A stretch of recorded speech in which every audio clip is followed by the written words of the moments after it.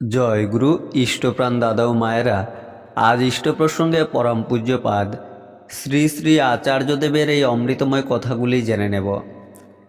এক যুবক কর্মসূত্রে বিদেশে যাচ্ছে।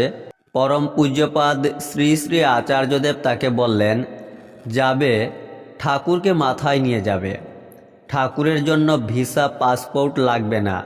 তিনি সর্বদা তোমার মাথায় অবস্থান করলে তোমার চলাটা সঠিক হবে, সঠিক সিদ্ধান্ত নিতে পারবে। ঘাসের উপর থাকে শিশির বিন্দু, তাতে বিশাল সূর্যের প্রতিচ্ছবি দেখা যায়। অতি ক্ষুদ্র শিশির বিন্দু যদি জ্বলন্ত বিশালাকার সূর্যকে ধারণ করতে পারে, তুমিও পারবে শ্রী শ্রী ঠাকুরকে নিজের মধ্যে প্রতিফলিত করতে। নিষ্ঠার সঙ্গে লেগে থাকো।